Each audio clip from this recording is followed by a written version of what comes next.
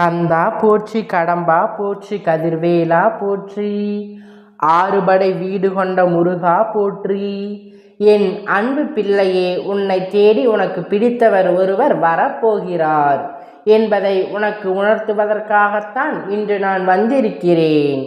என் தங்கமே, உன்னை தேடி வருபவர் உனக்கு பிடித்தவராக இருக்கும் பொழுது உன்னுடைய சந்தோஷத்தை உன் அப்பன் என் குழந்தையை காண்பதற்காக நீ வந்திருக்கிறேன். என் குழந்தையும் பிரஜையும் உனக்கு சந்தோஷத்தை கொடுக்கிறது. எந்த விஷயம் உன் வாழ்க்கையில் உனக்கு நிம்மதியை கொடுக்கிறது, எந்த விஷயம் நிரந்தரமாக உன் வாழ்க்கையில் கொடுக்க வேண்டும் என்று உன் அப்பனுக்கு தெரியும். உன்னிடம் சொல்லத்தான் நான் இப்பொழுது வந்திருக்கிறேன். நீ எல்லளவும் கூட இந்த முருகன் மீது சந்தேகப்பட வேண்டாம். சந்தேகம் முழுவதும் நிச்சயமாக உன்னுடைய விருப்பத்தை நிறைவேற்றித்தான் வந்திருக்கிறேன். குழந்தையே, அப்படி வேண்டுமானால் எல்லாம் உன் குழந்தை, நீ கவலைப்பட வேண்டாம். உன்னோடு உனக்கு பிடித்தவர் நிச்சயமாக வரப்போகிறார். இப்பொழுது உனக்கு சொல்லப் போகிறேன், கவனமாக கேள். என் குழந்தையே, ஆபத்தில் இருக்கும் பொழுது உனக்கு யார் உதவி செய்தார்களோ, நீ ஆபத்தில் இருக்கும் பொழுது யார் உன்னை புரிந்து கொண்டு உனக்கு ஆதரவாக செயல்பட்டார்கள், உனக்கு உதவி செய்ய வேண்டும் என்று மனம் யாருக்கு வந்தது? எத்தனை பேர் உன்னை சுற்றி இருந்தாலும் இத்தனை பேருக்கு மத்தியிலும் இவர் ஒருவரே உன்னிடத்தில் மிகுந்த அக்கறையோடு நடந்து கொண்டவர். உன்னை விட்டு இப்பொழுது தொலைவில் இருந்து கொண்டிருக்கிறார். சில நேரங்களில் நீ வேதனையில் இருக்கும் பொழுது உனக்கு மிகப்பெரிய ஆறுதலாக இருந்து கொண்டிருந்தவர். ஆசைகள் எல்லாம் அவர் ஆசையாக சுமந்து கொண்டவர். எல்லாவற்றையும் உனக்கு நிறைவேற்றி கொடுக்க வேண்டும் என்று உன்னோடு துணை இருந்தவர். ஆனால் இன்று உன்னை விட்டு தொலைவில் இருந்து கொண்டிருக்கிறார். உன்னை எப்பொழுதுமே நினைத்து கொண்டு விஷயங்களை விட உன்னை அதிகமாக நினைத்து அவர் எப்பொழுதும் உன்னை சிந்தனைகளோடு இருந்தவர். இங்கு இரு என்பது கூட உனக்கு சந்தோஷமாக இருந்து கொண்டிருக்கிறது. அதனால்தான் நீ மனவேதனையில் இருந்து கொண்டிருக்கிறாய். மீண்டும் அவரோடு வாழ வேண்டும், சேர வேண்டும் என்று மனதார ஆசைப்படுகிறாய். அருகில் இருந்தாலும் எதுவும் இல்லாதது போன்ற உணர்வை இந்த வாழ்க்கை கொடுத்து கொண்டிருக்கிறது. உனக்கு வெறுப்பாகிவிட்டது. இந்த வாழ்க்கை இதற்கு மேலும் வேண்டாம் என்று நீ வேதனைப்பட்டு கொண்டிருந்தாய். சமயத்தில் தான் நீ என்னிடம் வந்து வேண்டுதல் வைத்திருந்தாய், என் வாழ்க்கையை எனக்கு கொடுத்து விடுங்கள், நான் இப்பொழுது எதுவும் இல்லாமல் வாழ்த்த வாழ்க்கை வெறுமையாக மாறிவிட்டது, எனக்கு அந்த நல் வாழ்க்கையை கொடுத்து விடுங்கள் என்று என் குழந்தை என்னிடம் கேட்பது எனக்கு இன்னும் ஞாபகத்தில் இருந்து கொண்டே இருக்கிறது. எப்பொழுதுமே உயர்வு என்றால் நிச்சயமாக உன் வாழ்க்கையை மேய்ந்து என் தங்களது மட்டும் நீ மனதார நம்பி தானே ஒவ்வொன்றாய் உன்னுடைய கடன் நினைத்து நீ வேதனைப்பட்டு கொண்டிருக்கிறாய்.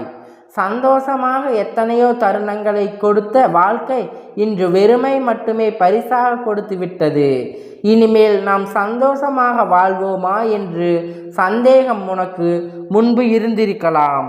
இப்பொழுது என்னிடம் வந்து வேண்டுதலை வைத்தாயோ, பிறகு உனக்கு எல்லாம் நல்லதாகவே நடந்து தொடங்கும் என்பதை நான் உன்னிடம் மீண்டும் சொல்கிறேன். என் தங்க பிள்ளையே, எல்லாவற்றையும் மறந்து இனிமேல் நீ நிம்மதியாக வாழப்போகிறாய். நான் வெகு தொலைவில் இல்லை, மிக அருகிலே வந்துவிட்டேன். அந்த உறவு உன்னை தேடுகின்ற நேரம் நிச்சயம் உன் வாழ்க்கை உள்ள உன்னை பிடித்த தீய சக்தி எல்லாம் உன்னை விட்டு விலகி ஓடப்போகிறது. தீய சக்தி தான், அது நன்றாக தெரியும். நான் அந்த தீய சக்தி என்று சொல்வது வேண்டுதலா சூழ்ச்சிகளா? உன்னுடைய உறவு உனக்கு பிடித்தவர்கள் உன்னை விட்டு பிரிந்து சென்று இருக்கிறார். அந்த சூழ்நிலையில் இருந்து மீள முடியாமல் தவித்து கொண்டிருக்கிறாய். இப்பொழுது உன் வாழ்க்கையில் வந்துவிட்ட பிறகு, என் குழந்தையாக நீ மாறிவிட்ட பிறகு எல்லாம் மாறப்போகிறது. உனக்கு ஏற்பட்ட பிரிவு என்பது நிரந்தரமாக இல்லாதது. என் குழந்தை, உங்கள் வாழ்க்கையில் நீங்களாகவே எதுவும் தேவையில்லை என்று ஒரு நாளும் முடிவெடுத்ததே இல்லை. பிறரின் கருத்துக்களும் உன் கோபத்தாலும் நீங்கள் இருவரும் இருந்திருக்கலாம். ஆனால் தற்போது இருவரும் ஒன்றாக சேர்ந்து வாழப்போகிறீர்கள். தீய சக்தி ஒருவர் ஏற்படுத்திய விஷயம்தான் இன்று மிகப்பெரிய பிரச்சனையாக உருவெடுத்து நீண்ட காலமாக பிரிவினைக்கு காரணமாகிவிட்டது. என் தங்கமே, இந்த பிரிவினை இன்றே முடிவெடுக்கப் போகிறது. எல்லாவற்றிற்கும் கால நேரத்தை உருவாக்கி தர இந்த முருகன் வந்திருக்கிறேன். நீ ஆசைப்பட்டு கேட்ட அந்த வாழ்க்கை கொடுப்பது இந்த அப்பன் பொறுப்பு. என் குழந்தை, நீ கதறி அழுதாய், தினம் தினம் என்னிடம் மன்றாடினாய், என்னிடம் உயிராயக உறவை கொடுத்து விடுங்கள் என்று வேண்டிக் கொண்டே இருந்தாய்.